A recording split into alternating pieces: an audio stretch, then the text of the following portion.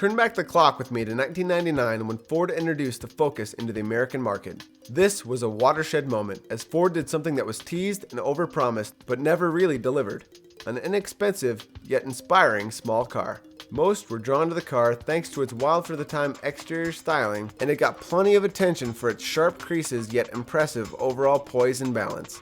The interior quality was interesting, and the low price tag helped to make economic sense for many buyers, especially when they took it into their first fast corner and found it rewarding and downright fun to drive.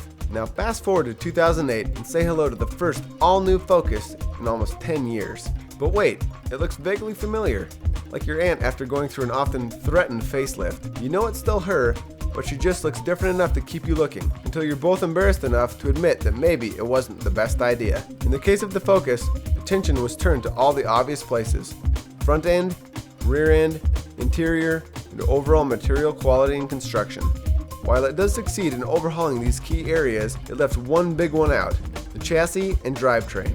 You see, Ford in Europe teamed up with partners Mazda and Volvo to create an all-new platform for the 2005 Focus, and Mazda 3, and Volvo S40. While the Mazda and Volvo equivalents arrived on our shores many moons ago to great acclaim and strong sales, the Ford version carries on a facelifted version of the previous model. No matter how many reasons or excuses Ford lobs at us for why this gap has been allowed to exist for several years now and looks to continue for several more, we still cannot excuse them for this mistake. Is the semi-all-new 2008 Focus a better car than its predecessor? Yes, but that is not saying much as the previously mentioned stablemates from Mazda and Volvo are still worlds better. So what has Ford done with the Focus? Taken a great 1999 car and made a decent 2003 car, but this is 2008. But on the plus side, the 2008 Focus does introduce us to the world of Microsoft's Sync system. If you have seen any of Ford's advertising for the 2008 Focus, you can see that even Ford has recognized that Sync is the best and probably only way to get this car onto shopping lists.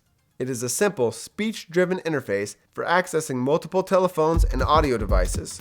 And in today's multitasking and multi-component world, this is a welcome tool.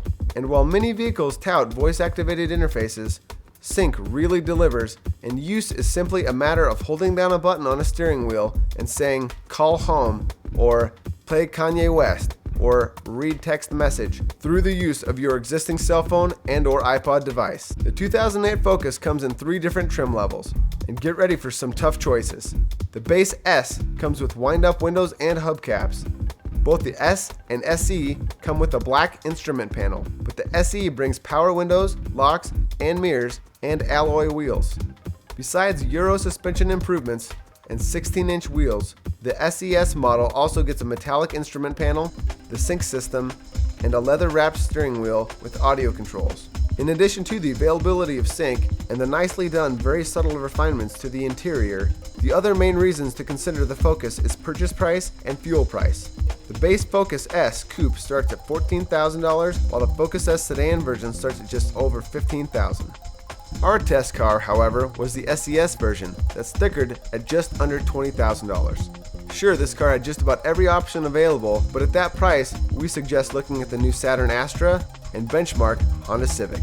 In conclusion, does the 2008 Focus deserve a place on your shopping list? Unless you are a die-hard Ford fan, or your uncle works for Ford, or you really love the old model, we say no.